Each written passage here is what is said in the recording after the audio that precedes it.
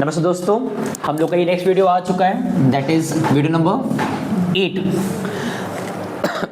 हमारे 11th accountancy commerce का chapter number 1 हमारा एंड अप हो चुका था 5th वीडियो में। आज हमारा ये 8th वीडियो है। लगभग 3 वीडियो और लग गया हमारा चैप्टर नंबर 2 एंड अप होने में। हम किस चैप्टर की बात कर रहे हैं? लास्ट क्लास हमने बहुत सारे अकाउंटिंग टर्म्स पढ़े थे, अकाउंटिंग टर्म्स, और एक बात, बहुत सारी बेसिक बातें हमने कर लिया है स्टार्टिंग के वीडियोस में। तो यहाँ पे हम ये अज्यूम कर रहे हैं कि जो बच्चे ये देखने जा रहे हैं या जो देख रहे हैं फिलहाल अभी, वो ये देखने के पहले 1 से लेके 7 तक देखकर यहाँ तक आए होंगे 8वीं वीडियो में। तो इट्स बेटर, अगर नहीं देखे हो तो देखकर आओ, इफ़ देखे हो तो जो बातें आज हम डायरेक्ट आगे बढ़ने जा रहे हैं, बातें करने जा रहे हैं, वो क्लियर होगा कि क्या चल रहा है क्लास में टिल नाउ। याद करो, मैंने तुम लोग से 3 दिन पहले कहा था अपने 5th वीडियो के टाइम पे दैट हम लोग का जो ये नेक्स्ट चैप्टर होगा अकाउंट का, चैप्टर 1 हमारा क्या था? अकाउंटेंसी का। हमने जो चैप्टर 1 पढ़ा था अकाउंटेंसी का, 11th की बात कर रहा हूँ, उसमें हमने अकाउंटेंसी के बहुत सारे इंट्रोडक्टरी कॉन्सेप्ट पढ़े थे जो आमतौर पे कोई भी न्यू सब्जेक्ट पढ़ने से पहले पढ़ना होता है। लाइक अगर कल को एक बच्चा पढ़ना चाहता है टैक्सेशन, अब पता है टैक्सेशन क्या होता है? टैक्स के बारे में डिस्कशन करना, डायरेक्ट टैक्स, इनडायरेक्ट टैक्स, कैसे गवर्नमेंट को टैक्स पे करते हैं, कितना पे करते हैं, उनको पढ़ना है ऑडिटिंग, उनको पढ़ना है एंटरप्रेन्योरशिप, जिसका मतलब कि बिजनेस करना है, कुछ नया करना है, या उन्हें करना है इकोनॉमिक्स, इकोनॉमिकल एक्टिविटीज में पार्टिसिपेट करना है कंट्री के। तो ये सारे जो डायमेंशन अभी एक एग्जाम्पल तौर पर दे रहे हैं ना, हमेशा ये देखा जाता है कि किसी भी डायमेंशन पे जाने से पहले तुम्हें नॉर्मली उसके बारे में कुछ इंट्रोडक्टरी बातें पता होना चाहिए, एकदम लेमन बेसिक बात है। Definition, features, functions, importance, objective, advantages, disadvantages, उसके ब्रांचेस, क्लासिफिकेशंस, उसके रोल की मिक्स में क्या सीखने वाले हैं, कुछ इस तरह की जो भी इंट्रोडक्टरी बेसिक जानकारियाँ होता है। अगर तुम्हारे बारे में मुझे जानना है तो हम भी तुम्हारे बारे में एक बेसिक नॉलेज जानना चाहेंगे। कहाँ से आए हो, कौन हो, क्या एड्रेस हमारा है, क्या क्वालिफिकेशंस है, नाम क्या है, full name, father's name, mother's name, date of birth. तो ये जो बेसिक इंफॉर्मेशन होता है ना, ये एकदम फॉर्मेलिटी भी कह लो बट जरूरी रहता है पढ़ना, जो हमने यहाँ पे चैप्टर 1 में पढ़ा था। अब आते हैं चैप्टर नंबर 2, जहां से हमारे अकाउंटेंसी के काम की बात शुरू हुआ था, जिसका नाम क्या था? अकाउंटेंसी में अकाउंटिंग टर्म्स। अब अकाउंटिंग टर्म्स का कॉन्सेप्ट क्या हमने डिस्कस किया था? इस चैप्टर का मेन मोटिव ये होता है कि एक बच्चा अकाउंट को आगे जानने से पहले, पढ़ने से सीखने से पहले, उसके बारे में और इन्वॉल्व होने से पहले कुछ ऐसे अकाउंटिंग टर्म्स हैं जो उसको पढ़ लेना चाहिए, जान लेना चाहिए, ताकि जब कल को अकाउंटेंसी पढ़े तो एटलीस्ट अकाउंट को पढ़ते वक्त, न्यूमेरिकल लगाते वक्त ये कुछ अकाउंटिंग टर्म्स उसको डिस्टर्ब ना करे, उसको बार बार डिक्शनरी खोलना ना पड़े, गूगल मैप क्यों बोला मैंने, उसको गूगल ना करना पड़े कि ये क्या होता है, इसका मीनिंग क्या निकलता है। तो अकाउंटिंग टर्म्स आमतौर पे होते बहुत सारे हैं, बहुत सारे अकाउंटिंग वर्ड्स हैं, इसको तुम अकाउंटिंग वर्ड्स भी कह सकते हो। हमारे लिए 20, 25, 30 अकाउंटिंग टर्म्स इनफ था एक जनरल लेवल पे अभी 11th में आने के बाद जानने के लिए। इतना जान लो फिलहाल जो हमने डे 1 से पढ़ा है, बहुत से वर्ड सुन भी चुके हैं। हमारे यहाँ 8 वीडियो है, इसके पीछे 7th and 6th, in 2 lectures में हमने बहुत से अकाउंटिंग टर्म्स प्रॉपरली पढ़ा है। आज इसको वाइंड अप करना है अगले 35-40 मिनट के अंदर। अब हम तुम लोग के लिए पहले ही बता देते हैं कितने अकाउंटिंग टर्म्स टिल नाउ पढ़ चुके हैं जो जरूरी था पढ़ना हमारे लिए। बुक्स में तुम्हारे हो सकता है जितना हम कवर किए हो 90% तो मिनिमम कवर हो जाएगा। हो सकता है कुछ 5-6 टर्म्स माइट भी किसी के बुक में वो रह गया हो, मैंने बताया ना हो, बट उससे कोई इशू नहीं है। जो डिस्कस यहाँ हम कर रहे हैं वो एक्चुअली उतना तुम्हें पता होना चाहिए एटलीस्ट। उसके अबव जाते हो ज़्यादा सीखने के लिए तो कोई एंड नहीं है। हम तुम्हें चाहे तो अभी इसी वो 50 टर्म बता सकते हैं, 50 बुक में तो दिया भी नहीं होगा, क्या फ़ायदा। जो जब आएगा, जहाँ आएगा वहाँ उसको भी सीख ही लोगे जब उसका वो टर्म का नीड आएगा। अभी जितना ज़रूरत है फॉर अ वाइल देखते हैं। तो हमने, और इसमें कोई सीक्वेंस नहीं है, बस तुम्हें टर्म सीखने से मतलब था, सीक्वेंस डजंट मैटर है। तो हमने सबसे पहले शुरुआत कहाँ से किया था? बिजनेस ये हमारा फर्स्ट अकाउंटिंग टर्म था। सेकंड हमारा क्या था? अकाउंट क्या होता है? Third drawing, fourth, fifth and assets का। उसके बाद क्या था हमारा? गुड, लायबिलिटी का। इसके बाद रिसिट, और रिसिट में दो था ना, revenue and then after expenditure.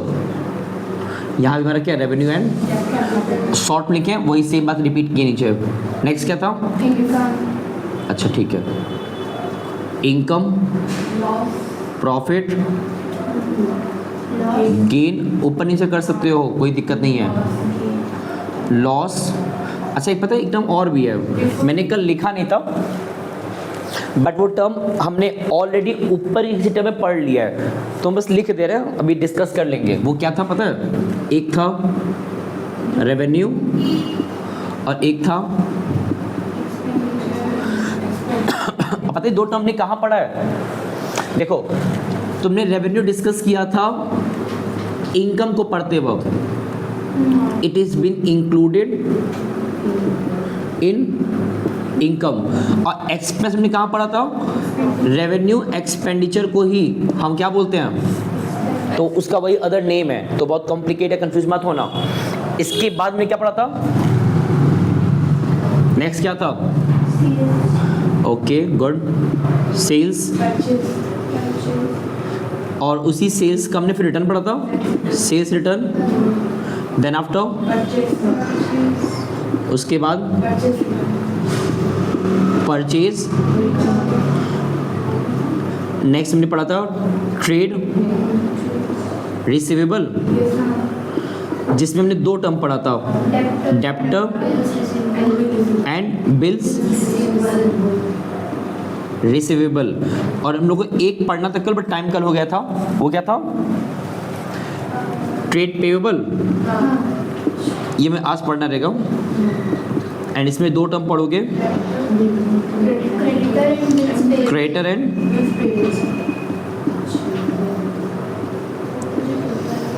But. अब हम 20 वाला बताएंगे अभी इसी वक्त, लेकिन उसके पहले हम लोग एक बार शॉर्ट में रिकॉल कर लेते हैं स्टार्टिंग के 19 अकाउंटिंग टर्म्स को। और तुम लोग देख सकते हो हम लोग ने लास्ट 2 डेज में 19 अकाउंटिंग टर्म्स पढ़े हैं। अब इमेजिन करो तुम जब साल भर अकाउंटेंसी पढ़ोगे तो कितना कुछ इसमें सीखते भी चले जाओगे। तो इसी तरह अकाउंट हमारा आगे बढ़ेगा।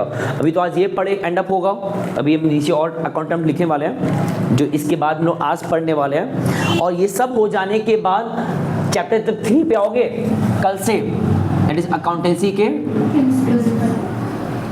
ये भी हमारा थ्योरी है लेकिन बहुत इंपॉर्टेंट थ्योरी है, क्योंकि ये हेल्प करेगा उन रूल्स को जानने के लिए, जानने में जो हेल्पफुल करता है अकाउंटिंग करते वक्त। देखो हर चीज़ के नियम कायदे हैं, तुम सब कुछ अपने मन मुताबिक नहीं कर सकते हो। अगर अपने हिसाब से करोगे तो यूनिफॉर्मिटी नहीं आएगा। सारे स्कूल्स अपने अकॉर्डिंग अकाउंटिंग करें कि हम अपने हिसाब से करेंगे, सारे कंपनी सारे बिजनेस फर्म्स अपने अकॉर्डिंग अकाउंटिंग करें तो कोई बुराई तो नहीं है, बट फिर उससे कोई मीनिंगफुल कंक्लूजन निकल नहीं पाएगा, कंपैरिजन हो नहीं पाएगा। तुम एक ही पैरामीटर में सबको जज नहीं कर पाओगे, सबके अपने अपने रास्ते थे, बट सबके रास्ते एक जैसे हो तो इट्स नेसेसरी कि सब एक ही रूल्स के अकॉर्डिंग काम करें। अब वो रूल्स उन पे कोई इम्पोज फोर्सफुली नहीं कर रहा है, उसको मैनिपुलेट मॉडिफाई कर सकते हैं as per their need, but जरूरी होता है कि एक कॉमन बेस रहे हर किसी के लिए। Base means rules and regulations. तो वो यहाँ पढ़ा जाएगा कल से, बट आज दोबारा आ जाओ, एक बार देख सकते हो हम लोगों ने सिस्टमैटिक वे में इतने टर्म्स पढ़ लिए हैं और कोई हड़बड़ी नहीं था। जो बच्चे भी यहाँ तक देखे हैं, हमने इतने टर्म्स को 7th और 6th वीडियो में डिटेल में पढ़ा है। यहाँ तो मैंने सिर्फ लिखा है, अभी दोबारा बताने के लिए हम लोग कितना इस वीडियो तक आते आते पढ़े हुए हैं। चलो दोबारा बात करते हैं। पहला क्या था, इसका मतलब क्या था? The transactions which takes place in the business and that is the main transaction which have to be recorded in the books of record. वही ट्रांजैक्शन रिकॉर्ड में आता है जो बिजनेस में किया जा रहा है एंड मॉनेटरी टर्म में एंड बिजनेस पे इम्पैक्ट कर रहा है। जो बिजनेस के लिए वैल्यूएबल ट्रांजैक्शंस थे, इवेंट्स थे, इंपॉर्टेंट एक्टिविटीज़ थे, एक्शंस थे, वो यहाँ रिकॉर्ड में आता है। तो उसको आइडेंटिफाई करना होता है और ये देखना पड़ता है क्या हमारे काम का, क्या हमारे काम का। अकाउंट क्या होता है? इट इज़ द प्लेस जहाँ हम चीज़ों को रिकॉर्ड में करते हैं। यहाँ से ही चीज़ें हमारा बिजनेस ट्रांजेक्शन रिकॉर्ड में आता है ताकि फर्दर उसमें जो प्रोसेस है क्लासिफिकेशंस एंड सो ऑन हो पाए। What is drawing? अब देखो यहाँ हम तुम्हें को जज नहीं कर रहे, तो मुझे तुम उसका 3 लाइन का डेफिनेशन सुनाओ तो हम तुम्हें मार्क्स देंगे, अप्रिशिएट करेंगे। अब मेरा यहाँ पे ये कंसर्न है कि इतना सीख लेने के बाद अब मार्क्स तो साइड रखो, स्कूल का एग्जामिनेशन साइड रखो, एक बच्चे को ड्राइंग का एक बेसिक अंडरस्टैंडिंग रहे सिर्फ कि जब भी तुमसे कोई पूछे अब यहाँ से कि भाई तुमने कॉमर्स पढ़ा, जरा बताओ तुमने यहाँ पे क्या नया नया सीखा है, तो आप बता सकते हो कि भाई हमने अकाउंटेंसी में ये सीखा कि जब भी हम एज अ ओनर अपने बिजनेस में से कुछ भी विड्रॉ करते हैं, निकालते हैं अपने पर्सनल नीड के लिए, बिजनेस के काम के लिए नहीं, अपने पर्सनल नीड के लिए, तो ऐसे सिचुएशन को हमने यहाँ पे ड्राइंग कहते हैं। तो ये हमने वर्ड्स वहाँ पे रिफ्रेम किया है सिचुएशन के हिसाब से। तो drawing is the condition when a owner withdraw something, mostly cash or something else like goods also it can be, from the business for his or her own personal need के लिए, तो वो क्या होता है? Drawing. What is capital? Owner in the business, the amount which is actually invested by the owner in his own business, जो उसने अपना खुद का पैसा लगाया है अपने बिजनेस में, हम उसे क्या बोलते हैं? Capital. What is assets? Those you can say the important things which is being in the firm, जो फर्म में होता है एंड मोस्ट इंपॉर्टेंट वो फर्म के लिए वैल्यूएबल होता है, जिसके बिहाफ पे फर्म अपने सारे एक्टिविटीज़ करता है, सारे ट्रेडिंग एक्टिविटीज़ कर रहा होता है, अर्निंग करता है, अपना प्रोडक्टिविटी बढ़ाता है, अपने सारे काम करता है एंड मोस्टली बहुत बार उन्हीं चीज़ों को बेच के कमाता भी है, अर्न करता है। तो assets are the valuable things जो बिजनेस में होता है, जिसमें बिजनेस अपना क्लेम रखता है दैट इट इज़ माय, मतलब वो सामान वो चीज़ मेरा है। तो बिजनेस जिस चीज़ पे अपना हक रख सकता है, अपना अधिकार दिखा पाता है, जिसको अपना कह पाता है, जिसको लॉन्ग टर्म लेवल पे यूज़ कर पाता है, जो बिजनेस को करने में हेल्प करता है, बिजनेस को बढ़ाने में हेल्प करता है, या बिजनेस जिस चीज़ का हो रहा होता है, ये सब हमारे लिए क्या है? एसेट्स। सॉरी, हमने उसका क्लासिफिकेशन 2 पढ़ा था, क्या क्या था? Current, non current and fictitious, है था?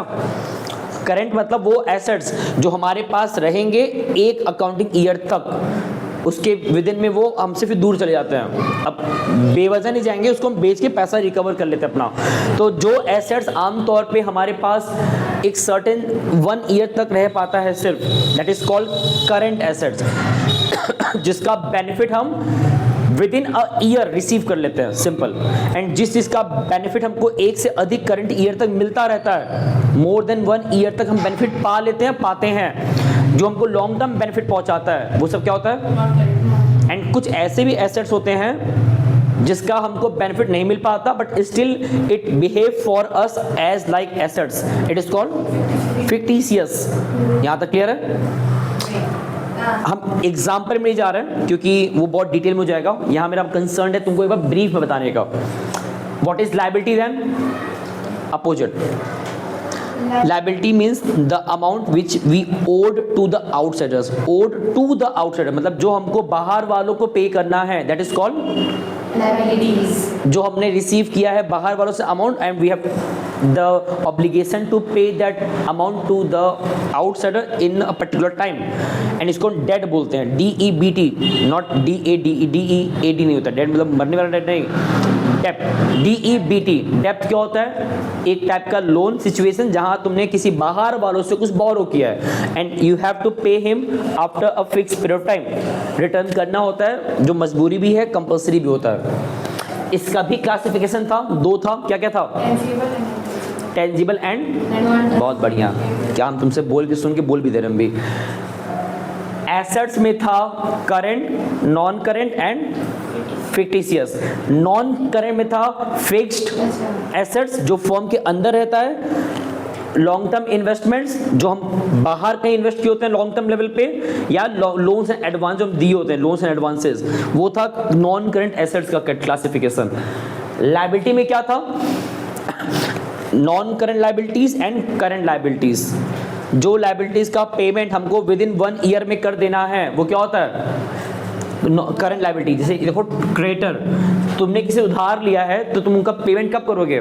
4 साल बाद करोगे, वो मान जाएंगे, फिर तुमको अगली बार कभी लोन देंगे भी नहीं, वो उधार पे सामान देंगे ही नहीं। तो सप्लायर्स क्या चाहते हैं, क्रेडिटर्स क्या चाहते हैं कि उनको उनका पैसा एज सून एज पॉसिबल मिल जाए। तो जिन लायबिलिटीज का पेमेंट फर्म को विद इन अ ईयर करना होता है दैट इज कॉल्ड।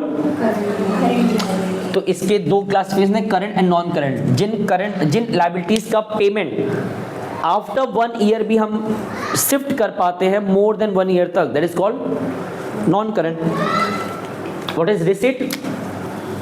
हमको जो भी रिसीव होता है मनी के टर्म में, कुछ अर्निंग जो आता है बिजनेस के अंदर, पैसा जो आता है वो क्या होता है? Receipt concept. एंड जो पैसा हम पे करते हैं बाहर, हमारे पास से मनी जा रहा है, उसमें क्या बोलते हैं? अब यहां मैंने 2 टर्म लिखा है, रेवेन्यू कैपिटल। रेवेन्यू कैपिटल ये क्या है? रेवेन्यू रिसीट क्या होता है? जो इनकम हम रिसीव करते हैं अपने बिजनेस के रूटीन एक्टिविटीज से। अगर मेरा बिजनेस फॉर एग्जाम्पल मोमोज बेचने का है, तो जो भी हम अर्निंग रिसीव करेंगे उस स्टॉल पे मोमोज बेच के बार बार, that is my revenue receipt. But किसी दिन ऐसा हुआ कि भाई मुझे अपना, मेरे पास 4 स्टॉल था, चारों पे हम रखे थे वर्कर्स को।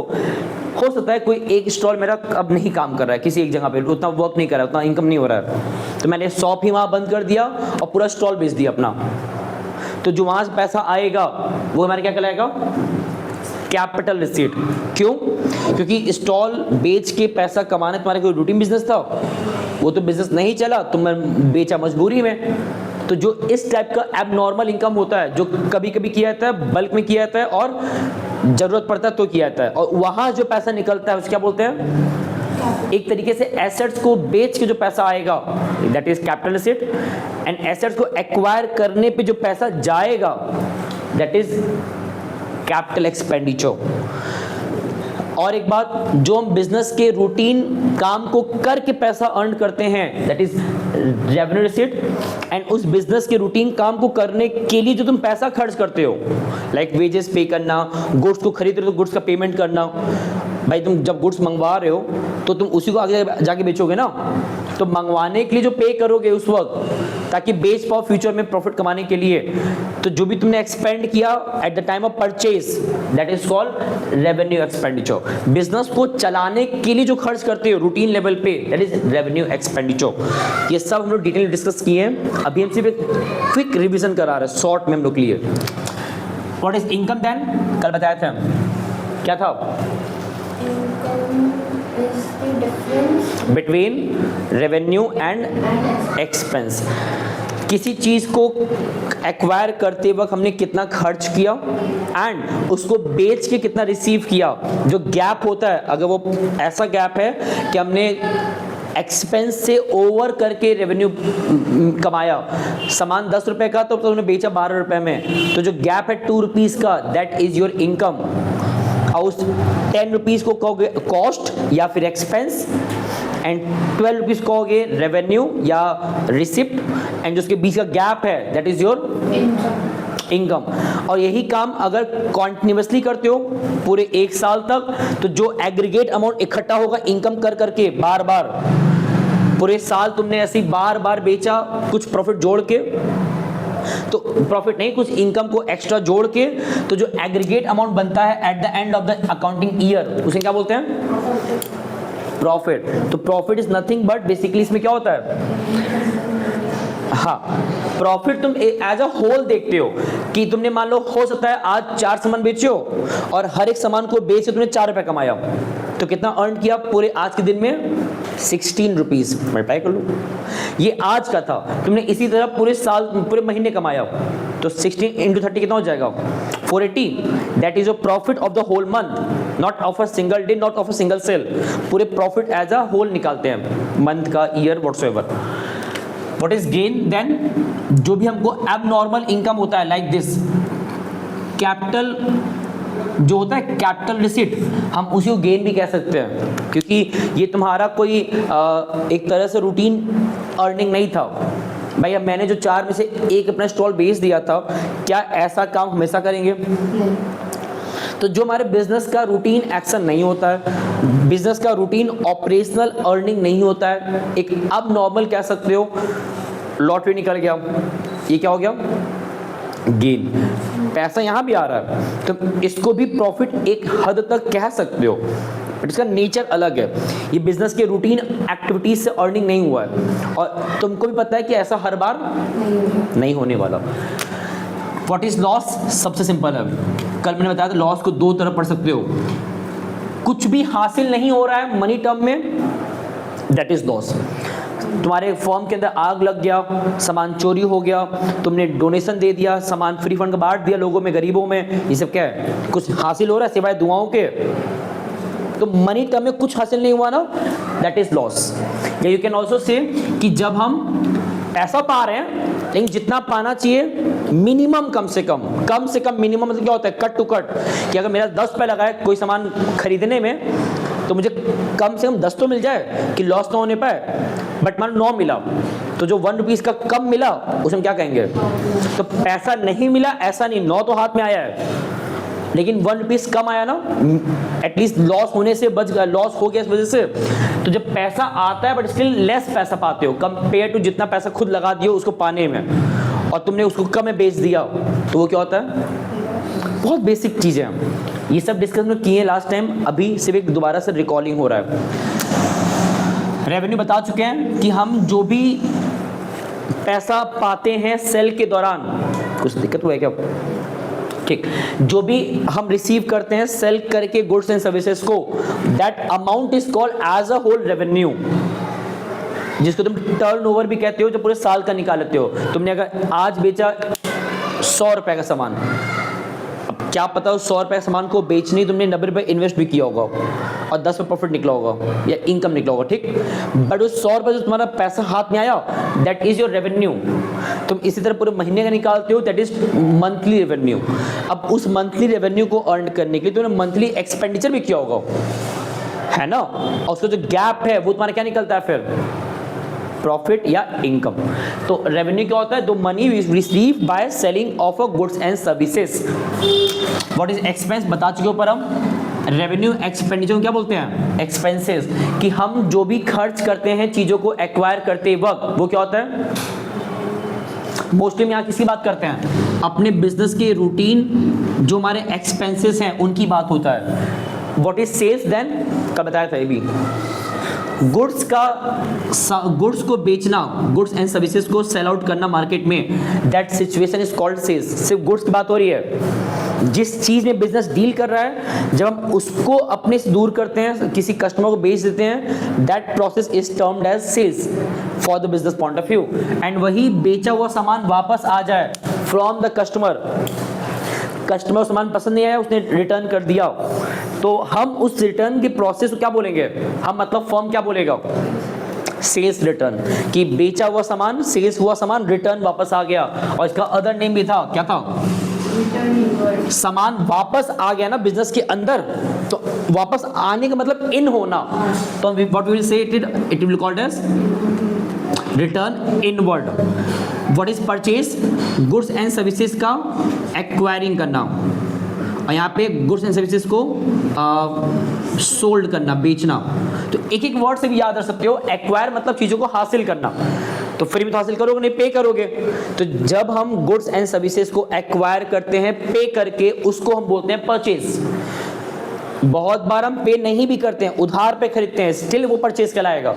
तो मैंने यहाँ पे सिविल लिखा, कैश में ही हम एक्वायर कर रहे हैं, माइट भी नॉन कैश भी हो सकता है, तो वो सब आगे देखा जाएगा। What is purchase return?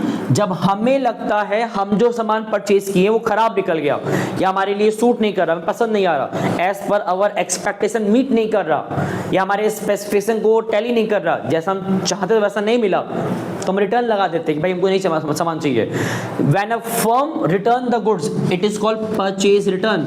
जिस चीज को फर्म ने बड़ा मेहनत से परचेज किया था उसको रिटर्न कर दिया, जिनसे परचेज किया उन्हीं को रिटर्न कर दिया। तो हमने क्या किया? सामान पहले मंगवाया, पसंद नहीं आया तो वापस कर रहे हैं, अपने से सामान को वापस दूर भेज रहे हैं कि नहीं चाहिए मुझे, तो इसको बोलते हैं रिटर्न आउटवर्ड। आउट मतलब हमसे वो दूर चला गया।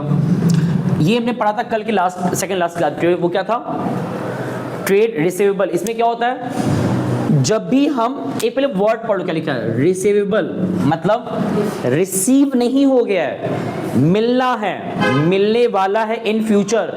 You can also call it as, जब भी हम सेल्स करते हैं किस पे, तो ये जो कॉन्सेप्ट है 19 वाला, वो सेल्स जब भी हो रहा है उधार पे, बेचा जा रहा है गुड्स को, बेचा जा रहा है गुड्स को क्रेडिट पे, तो उस सिचुएशन में हमें पैसा बाद में मिलता है। हमारे उस ट्रेड, व्हाट इज ट्रेड, सामान का खरीदना या बेचना, यहाँ किसकी बात हो रही है, बेचने के से प्रिसाइजली। तो when we sell the goods on credit and the amount which you receive in the near future from that customer, जिसको तुमने बेचा है, उसको बोलते हैं ट्रेड रिसीवेबल अप्रोच। इसमें दो टर्म आते हैं इस टर्म के अंदर में, डेटर एंड बिल्स रिसीवेबल। जहां मैंने बताया था जिस पर्सन को हम बेचते हैं उधार पे, the person to whom the firm sell the goods on the credit, the person to whom firm sold या sell the goods on credit, and you can say make him promise that he will pay us in the future। वो हम उसको promise करवाते हैं, भाई मुझे पैसा आप फ्यूचर में दे दोगे, इस बात को हम एक्नॉलेज कराते हैं कि आपसे पैसा हमको चाहिए इन फ्यूचर, बिकॉज मैंने आपको सामान दे दिया है, आप पेमेंट अभी नहीं कर रहे हो, जब भी करोगे देना पड़ेगा आपको, आज नहीं तो कल। तो एट दैट मोमेंट जब तक पेमेंट वो ना कर दे, हम उनको अपना एसेट्स मानेंगे, क्योंकि मुझे उनसे पैसा मिल ही जाना है आज नहीं तो कल। कोशिश करते हैं विद इन 1 अकाउंट ईयर मिल जाए, that's why it is called as current assets. And उस पर्सन को हम अपना क्या बोलते हैं, डेप्टर, ये वर्ड है। और एक्नॉलेजमेंट के तौर पे हमारे पास जो प्रूफ मिलता है उनके साइड से कि भाई आपको हम पैसा देंगे, आप निश्चिंत रहिए, ये प्रूफ ले लीजिए एज अ एक्नॉलेजमेंट के लिए, भाई यहाँ पैसा आपका मेरे पास है, आपसे मैंने गुड्स लिया उधार पे, पेमेंट इस दिन करेंगे, इतने अमाउंट का करेंगे, ये मेरा सिग्नेचर, नाम पता है, कल को नहीं कर पाए तो आप ये जाके कोड दिखाएंगे तो हम फिर वहाँ पे फंस सकते हैं। तो बिल्स रिसीवेबल क्या होता है, एक टाइप का डॉक्यूमेंट होता है, सर्टिफिकेट होता है, जिसमें कि डेप्टर प्रॉमिस करता है to the firm that he will pay the amount in the near future, and वो ये भी प्रॉमिस करता है कि हाँ उसने सामान उधार पे इतने अमाउंट का लिया था। क्लियर, यहाँ तक हम डिस्कस किए। अब आते हैं अपने नेक्स्ट टर्म पे, बट नेक्स्ट टर्म पे जाने से पहले जितना समय लगा होगा इसको पूरा रिवाइज कराने में, हो पाए तो एक बार दोबारा इसको पूरा सुन लेना। ये शॉर्ट में था जितना हम लोग पढ़े हैं टिल नाउ, ठीक है। चलो इतना देख लो पहले। ओके, ध्यान देना एक बार, मैंने इसके नीचे और भी जो भी हमारे टर्म्स बच गए तो उसमें मैंने पुट कर दिया पहले से ही, ताकि टाइम बचे हमारा। हम लोग को आज डिस्कस करना है 20 से लेके टिल 30 तक। अब जिनको लगता है कि इतना आज कैसे हो जाएगा, इतना सारा जो भी ये टर्म्स हमने रिवाइज अभी किया, जितना हमने पहले से पढ़ा हुआ था, वो तो हमारा एक बेसिक लेवल पे था, रिवीजन के तौर पे था, शॉर्ट में था। अब यहाँ से दोबारा डिस्कस करते हैं जो कि बहुत स्मॉल टाइप्स की हैं, सिंपल है, इजीली हो जाएगा। अब अगर हम बात करें ट्रेड रिसीवेबल अप्रोच का, इसमें क्या होता है पता है, जब भी फर्म गुड्स एक्वायर करता है, किनसे, गुड्स को क्या करता है, एक्वायर कह लो या परचेज भी कह सकते हो। ये जो कॉन्सेप्ट है ये कब आता है, जब हम गुड्स को परचेज करते हैं, गुड्स को, बट किस पे, तब ये अप्रोच आता है। तो जब भी अपने सप्लायर से सामान खरीदते हैं, परचेज करते हैं उधार पे, तो ऐसे केस में वो जो सप्लायर है, पता है वो हमारे लिए क्या बन जाते हैं, इनको फर्म अपना कहता है क्रेडिटर। क्या कहता है, क्रेडिटर। तो creditor are the person by whom firm purchases the goods on credit, जिनसे हमने उधार पे खरीदा होता है, हम उन्हें एज अपना क्रेडिटर बोलते हैं। एंड क्रेडिटर मतलब क्या होता है, the person to whom we will pay in future. उन क्रेडिटर को फर्म आगे चल के, भाई ऑब्वियस बात, तुम अगर उनसे उधार पे खरीद रहे हो, परचेज किए हो, you have to pay them in the future.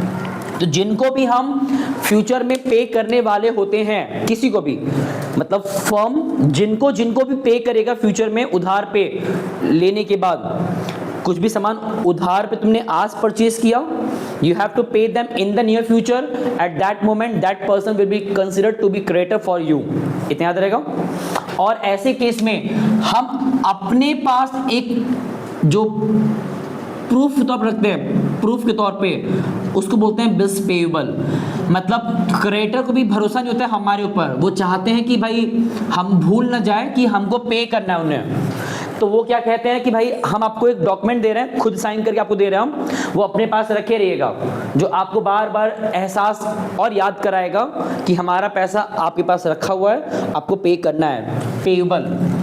तो जिस तरह से डेप्टर हमको दे देते हैं बिल्स रिसीवेबल, ये बताने के लिए भाई आपका पैसा मेरे पास रखा है, ये BR अपने पास रखे रहिए एज एसेट्स की तरह, कि जब तक हम पे ना कर दें आपका पैसा मेरे पास ही मान के चलिए। उसी तरह क्रेडिटर को भी हम पे भरोसा नहीं है, तो वो हमें बार बार याद दिलाने के लिए कि हमने उधार पे खरीदा है उनसे, तो हमको बिल्स पेएबल दे देते हैं कि इसको रखे रहिए और अपने पास तब तक रखिए जब तक आप हमको मेरा पैसा वापस नहीं कर देते, क्योंकि वो इनके हमारे लिए क्या है, ये बिल्स पेएबल, ये बिल्स पेएबल हमारे लिए क्या होता है, लायबिलिटी होता है।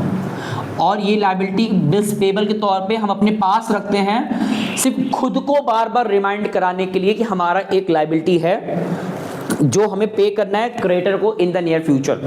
इतना याद रहेगा, बहुत डीप नहीं जाना इसके अलावा। अब आते हैं गुड्स, जो हम लोग बहुत बार पढ़ चुके हैं। गुड्स सिंपली वो सारी चीजें होती हैं जिसमें बिजनेस एक्चुअली हो रहा होता है। यू कैन से कि तुमसे अगर कोई पूछता है गुड्स क्या है, तो यू कैन से बिजनेस जिस चीज में डील करता है, ट्रेड करता है, या बिजनेस का जो ऑपरेशनल एक्टिविटीज जिसमें हैं, ऑपरेशनल एक्टिविटीज जो हमारा एक्चुअली है, दैट इज आवर गुड्स। जैसे एक बैंक के लिए गुड्स क्या है, पैसा, भाई वही उसमें वो काम करते हैं, है ना। या अगर हम बात करें एक फिशरमैन के लिए गुड्स क्या है, फिशेस, उनके लिए पानी गुड्स नहीं है, फिशेस गुड्स है। अगर मान लो कोई ओपन किया है एक्वेरियम, तो जो भी वो अपने पास रखे हैं fishes in the that क्यूबर्डल box में पानी में रखे हैं फिशेस को, जिसको बेच के पैसा कमाते हैं, वो उनके लिए गुड्स है। कोई मोबाइल का शॉप ओपन किया है, तो मोबाइल जो बेच रहे हैं बार बार वो, उनके लिए वो क्या है, गुड्स है। तो गुड्स मतलब जिनसे हमारा बिजनेस चल रहा है। अब वो वेरी करता है, it depend on the business किस चीज का है, उसके अकॉर्डिंग गुड्स बदलता रहता है। तो ये इतना इंपॉर्टेंट टर्म नहीं था। देखो जो जो इंपॉर्टेंट टर्म्स था सब बता चुके पहले भी हम, एट द एंड दोबारा बता देंगे हम कि एग्जाम के अकॉर्डिंग कौन सा टर्म ज़्यादा इंपॉर्टेंस रखता है। बाकी एक बार सब एक बार देख लो सर। अब एक नया टर्म आ गया, दैट इज स्टॉक। स्टॉक क्या होता है? स्टॉक बेसिकली यू कैन से गुड्स का वो पार्ट, गुड्स का part of goods, part of goods which is unsold. Simple. Stock मतलब जो हमने या तो अनसोल्ड हमारा रह गया, बिका नहीं, गुड्स का वो हिस्सा। अगर मेरे पास इतने गुड्स हैं तो इतने में से जो पार्ट हमारा मान लो इतना सोल्ड हो गया, तो ये हमारा स्टॉक नहीं है अब, क्योंकि जो बिक गया वो तो चला गया हमसे दूर ना, तो वो हटाओ उसको। लेकिन जो गुड्स हमारा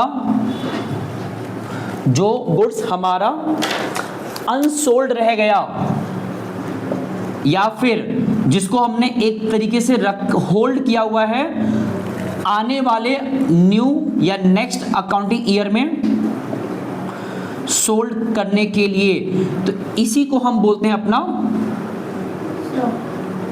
सिंपल।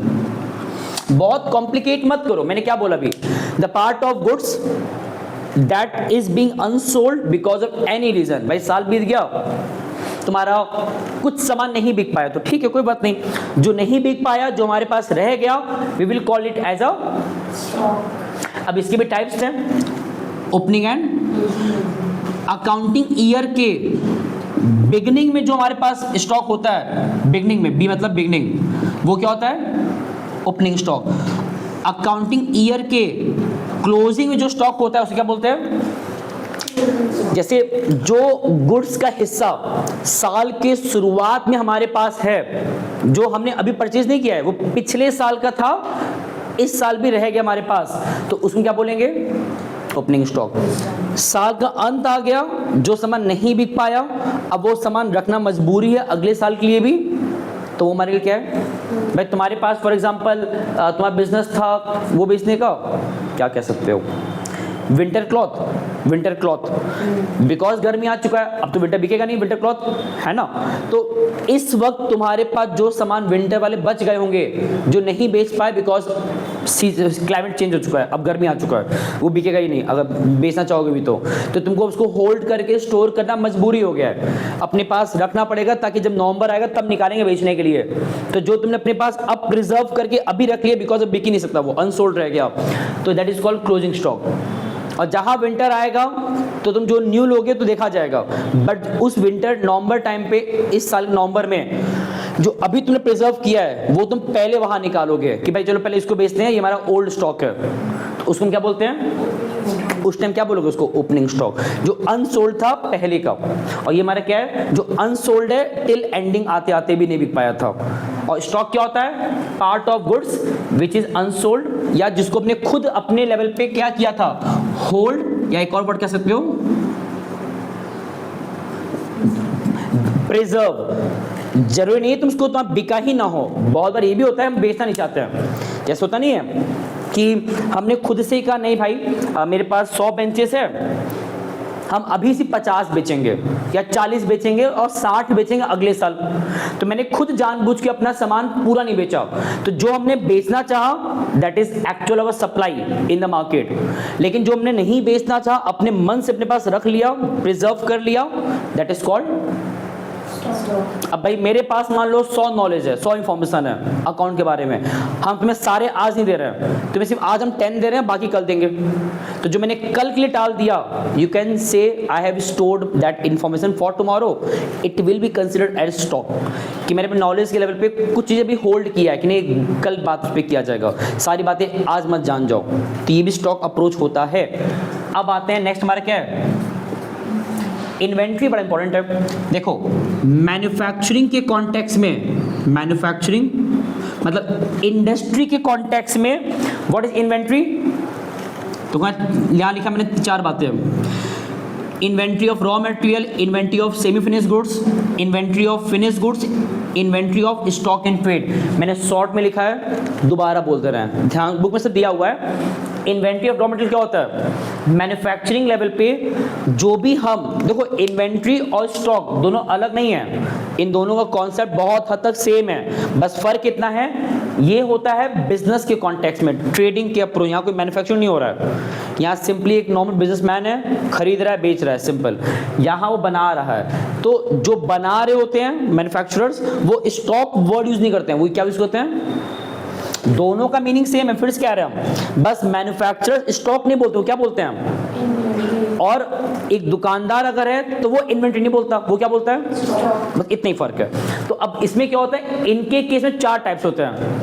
मैन्युफैक्चरर के केस में उनका इन्वेंट्री या उनका स्टॉक जो तुम भी जाने हो, इनके 4 होते हैं टाइप्स। पहला, इनका जो सामान मैन्युफैक्चरिंग यूनिट के अंदर, फैक्ट्री के अंदर अभी आया है बाहर से एज अ रॉ मटेरियल, वो उनके लिए इन्वेंट्री है, वो उसी को यूज करके आगे कुछ बनाने वाले हैं।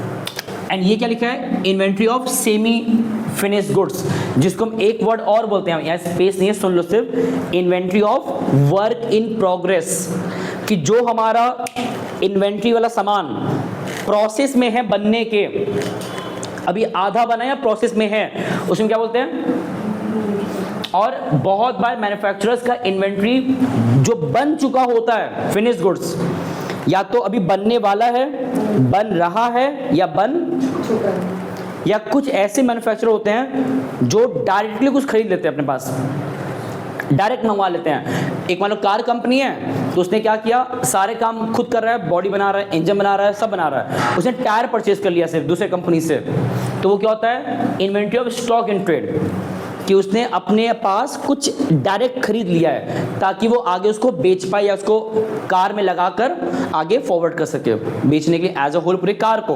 तो जो हम मैन्युफैक्चरर के लेवल पे देखते हैं, उनके पास 4 प्रकार के स्टॉक होते हैं या इन्वेंट्री होते हैं मैन्युफैक्चरर के पॉइंट ऑफ व्यू से। या तो उनके पास इन्वेंट्री होगा उन चीज़ों का जो भी आया है सिर्फ एज अ रॉ मटेरियल, या जो बनने के प्रोसेस में है, या फिर जो बन चुका है, या उन्होंने बनाया नहीं है, कहीं से खरीद लिया है। अब आते हैं वाउचर। हम लोग अभी वाउचर आगे पढ़ेंगे, पूरा एक चैप्टर है हमारा source document, chapter number 7 theory हमारा आएगा। बस इतना जान जाओ वाउचर क्या होता है। हमारे जो प्रोसेस था अकाउंटिंग का, identification, recording, classification and so on, उस प्रोसेस में जो पहला था क्या था, किसी भी बिजनेस ट्रांजैक्शंस का आइडेंटिफिकेशन हम वाउचर के थ्रू करते हैं। सिर्फ इतनी बातें याद रखना अभी के लिए। मैंने क्या बोला, किसी भी बिजनेस ट्रांजैक्शन का एज अ कह सकते हो सोर्स डॉक्यूमेंट या एज अ प्रूफ, मतलब कोई ट्रांजैक्शन हुआ है, इस बात का सोर्स, एक्चुअल सोर्स कि कैसे हुआ है, कैसे मान लें। जैसे अब इमेजिन करो कि तुमने कोई सामान परचेज किया, तो परचेज करने के बाद हमको उसको रिकॉर्ड करना होता है, बुक्स के अपने रिकॉर्ड लाना होता है ना। कैसे लाएं, कोई ने किसी ने मुझे सिर्फ कह दिया, सिर्फ इतनी बातें सुन के रिकॉर्ड में लिख दें, नहीं, हमारे पास होना चाहिए प्रूफ्स। उन प्रूफ्स के बिहाफ पे हम अपने ट्रांजैक्शंस को बुक में रिकॉर्ड में लाते हैं एज पर द रूल्स के हिसाब से। तो वाउचर वही है, इसको डिटेल में पढ़ेंगे जब वो चैप्टर आएगा। यहाँ तो सिर्फ वर्ड दे दिया है, फॉर अ व्हाइल कोई नीड नहीं था, अभी आगे आने ही वाला है। डिस्काउंट क्या होता है, यहाँ दो टर्म लिखा है, टीडी एंड सीडी, मैंने शॉर्ट फॉर्म लिखा है। ये क्या होता है, trade discount and cash discount. अब व्हाट इज डिस्काउंट, पहले क्या होता है डिस्काउंट, मतलब जब भी हम लोग कुछ भी बेचते हैं, सेल करते हैं, तो हम जितने अमाउंट से अपने उस प्राइस को डिक्रीज कराते हैं, अपने रेवेन्यू को डिक्रीज कराते हैं, वो हमारा क्या होता है डिस्काउंट। बट यहाँ पे दो टाइप्स के डिस्काउंट होते हैं। एक होता है प्री अनाउंस डिस्काउंट, मतलब at the time of sale के टाइम पे जो डिस्काउंट हम पहले से अनाउंस कर देते हैं, उसे क्या बोलते हैं। हम अभी ये भी डिस्कस शॉर्ट में कर रहे हैं बिकॉज ये पूरा अभी आएगा जनरल एंट्रीज में, जब न्यूमेरिकल पढ़ेंगे, तो यहाँ सिर्फ शॉर्ट में सुन लो। बेचने के टाइम पे जो डिस्काउंट हम प्री अनाउंस करते हैं, चलो लिख दे रहा हूँ, व्हाट इज ट्रेड डिस्काउंट, जो डिस्काउंट हमने प्री अनाउंस कर दिया है, जो डिस्काउंट हमने पहले से बता दिया है। सामान 100 रुपए का था, हमने कह दिया है कि जो आज के दिन परचेज करेगा उनको 10% डिस्काउंट मिलेगा, जो आज के दिन परचेज करेगा। तो जो भी कस्टमर उनके दुकान पे जाएंगे तो उनको सामान कितने मिलेगा, 100 रुपए का 10%, 10 रुपीज माइनस करो तो कितना आएगा। तो मतलब उनको 100 नहीं पे करना है, कितना पे करना है। तो इस टाइप का डिस्काउंट जब मिलता है हमको किसी शॉप ओनर से, सामान को वो जब बेचते हैं, तो उसको बोलते हैं ट्रेड डिस्काउंट, जो उन्होंने पहले से बिना मुझसे पूछे डिस्काउंट दे दिया है। अब वो 10 दे, 20 दे, it all depend on their own choice. But बहुत बार क्या होता है कि वो हमको सामान बेचने टाइम पे बोलते हैं कि आपको हम इतना और डिस्काउंट देंगे अगर आप पे कर देंगे पूरा। मतलब उनको अगर ये डर है कि भाई हम उधार पे खरीदने वाले थे और वो चाहते थे उनको पैसा आज ही मिल जाए, तो उन्होंने क्या मुझे किया, उन्होंने कहा भाई ठीक है, आपको देखिए आज 10% डिस्काउंट हम दे ही रहते हैं, तो आपको 90 पे करना था, बट बिकॉज आपका आदत है उधार पे खरीदने का और 2 दिन बाद पेमेंट करने का, बट मुझे पैसा आज ही चाहिए, तो अगर आपने आज पहली बार आज ही पे कर दिया तो आपको हम 10% का और डिस्काउंट देंगे, उस 90 रुपीज़ पे भी डिस्काउंट दे देंगे ताकि आप पेमेंट अभी कर दो। तो ऐसे केस में जब कोई फर्म कैश पाने के लिए प्रॉम्प्ट डिसीजन और देता है, प्रॉम्प्ट डिस्काउंट और देता है, उसे क्या बोलते हैं, ध्यान देना, ये तो प्री अनाउंस था, ये कब है, जब हम डिस्काउंट देते हैं कैश पाने के लिए, कैश रिसीव हो जाए हमको, मेरा बेचना उधार पे ना जाने पाए, तो कैश पाने के लिए जब डिस्काउंट देते हो उसे क्या बोलते हैं। और ये प्रोसेस है, इसके बाद ही होता है, या तो ट्रेड डिस्काउंट के बाद होगा या ट्रेड डिस्काउंट कुछ समय है ही नहीं तो कैश डिस्काउंट हो सकता है। बट हाँ, मेन मोटिव क्या है, ये तभी होगा जब कैश पाने की बात हो रही है। अब मान लो फॉर एग्जाम्पल 100 रुपये सामान था, 10% ट्रेड डिस्काउंट 90 का पड़ रहा है, बट वो 90 का उधार पे लेने जा रहा था और तुमको पैसे का नीड आज ही है, तुमने उसे क्या इंसिस्ट किया, उनको इन्फ्लुएंस किया कि भाई आप उधार पे ले जा रहे हो, पेमेंट 1 महीने बाद करोगे, इट्स बेटर आप आज ही पे कर दो, आपको हम 10% का और छूट दे देंगे। तो 90 रुपीज़ का 10% कितना होता है 9 रुपया, माइनस कर दो कितना आएगा 81। तो मतलब तुमने कैश डिस्काउंट दे करके 81 रुपीज़ में अब तुमको से नुकसान बहुत हो गया। तो नुकसान से फर्क नहीं पड़ता, क्या पता वो स्टिल प्रॉफिट कमा ही रहो, बट यहाँ मेन मोटिव क्या था कि इस तरह से दुकानदार करते हैं, डिस्काउंट हमको और देते हैं। होता नहीं बोलते हैं भाई आप इतने का सामान खरीद रहे हो, इतने का और खरीद लो, आपको हम कैश डिस्काउंट दे देंगे। इस बेंचमार्क को पार कर जाओ कि आपने सेलिंग किया 3000 रुपये का, आपको डिस्काउंट मिलेगा। अब इतना बल्क पैसा देने वाले इसीलिए। तो इस टाइप का डिस्काउंट जब पैसा पाने के लिए किया जाता है वो क्या होता है, ध्यान देना मैंने वर्ड बोला है पैसा पाने के लिए। और यहाँ पे क्या है, तुम ज़्यादा बेच पाओ अपना तो तुम पहले से डिस्काउंट दे दियो कि लोग तुम्हारे दुकान में ज़्यादा लोग आएँ, तुमने अनाउंसमेंट कर दिया कि आज इतना सेल है, इतना परसेंटेज डिस्काउंट तुमने अनाउंस कर दिया है, दैट इज ट्रेड डिस्काउंट। ये सब आगे भी आएगा, यहाँ तो बहुत बस एक उसका तुम्हें हिस्सा कुछ सेकेंड्स का पढ़ना था सिर्फ, जो इतना इनफ है। अब कुछ टर्म और है, रिबेट क्या होता है फिर, अब कौन सा रिबेट और डिस्काउंट तो एक ही वर्ड लग रहा है, बट ऐसा नहीं है। रिबेट जो होता है वो एक्चुअली आफ्टर सेल, आफ्टर जो दिया जाता है उसे क्या बोलते हैं। जैसे मान लो कि सामान 100 रुपए का था, 10% पेड डिस्काउंट 90 का हुआ, कैश डिस्काउंट 10% 81 का हुआ। अब हो सकता है कि मान लो कल्पना बड़ा इनोसेंट फेस दिखाते हुए कह रही है भैया आप 81 ले रहे हो, 80 ले लो, मान जाओ, बार्गेनिंग करना चाहती है वो कि भाई 81 क्या होता है, अप्रॉक्स दोगे आपको फुटकर देना पड़ेगा, दिमाग खराब होगा आपका, 1 रुपीज़ छोड़ दो, बच्चा समझ छोड़ दो, हो सकता है ना।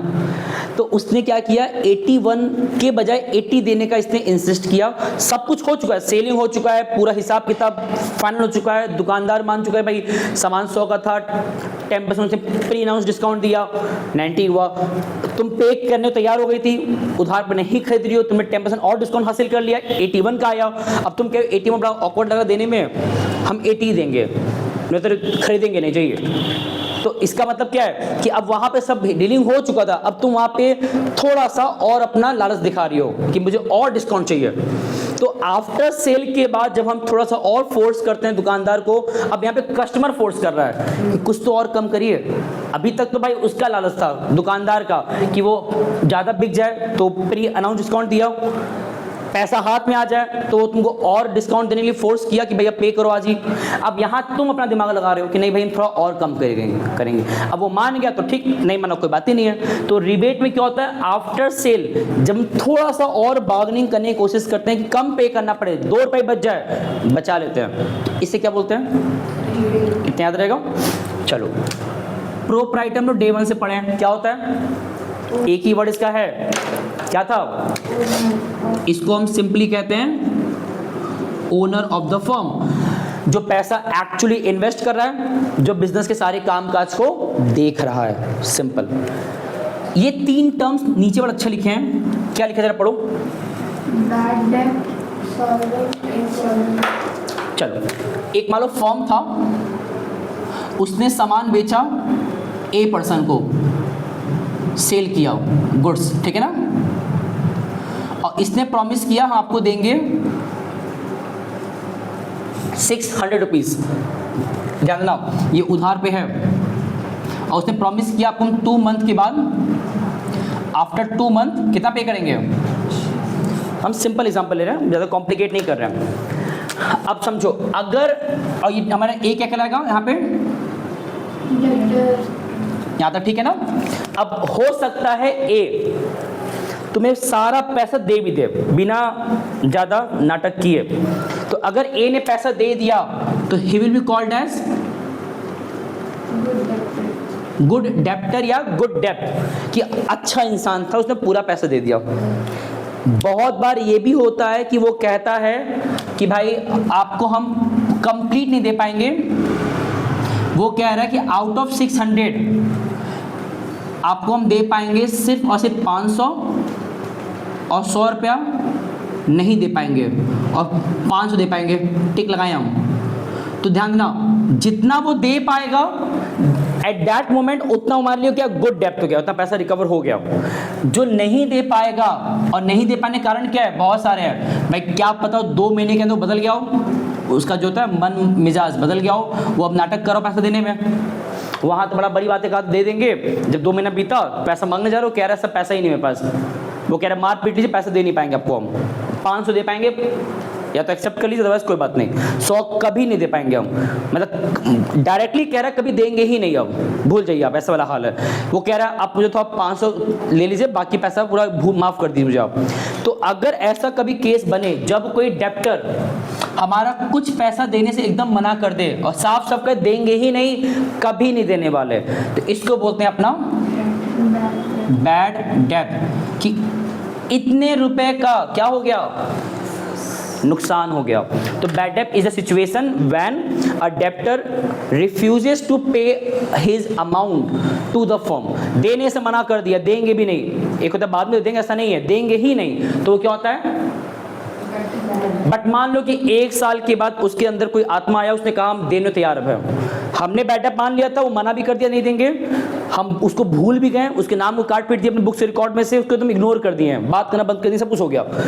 1 महीने बाद वो अपने पास अपने मन से आया और खुद ही कह रहा है आपको पैसा आपको देना चाहते हैं हम, खुद के मन से आ रहा है और अपने मन से पैसा दे रहा है, तो उसको बोलते हैं बैड डेट रिकवर्ड। क्या बोलते हैं, यहाँ मैंने लिखा नहीं है, सिर्फ इतना इनफ है, बस इतना जान जाओ कि बैड डेट के बाद रिकवर्ड भी होता है, बट रेयरली होता है। बट मेन हमारा वर्ड क्या था, जहाँ पे कोई डेप्टर पैसा देने से मना कर दे तो क्या होता है। अब यहाँ पे 2-3 वर्ड्स लिखा है, एक और लास्ट 2 वर्ड्स क्या लिखा है, ये क्या होता है, ये सिचुएशन है। सॉल्वेंट का मतलब होता है जब कोई पर्सन या कोई फर्म, ध्यान ना, कोई पर्सन या कोई फर्म, ये सॉल्वेंट साइंस का टर्म नहीं है, ये सॉल्वेंट कॉमर्स का टर्म है। बस 1 मिनट। सॉल्वेंट क्या होता है, सिचुएशन जहां पे हमको हमारा पैसा जिनसे चाहिए वो मिल जाता है, मतलब वो देने से मना।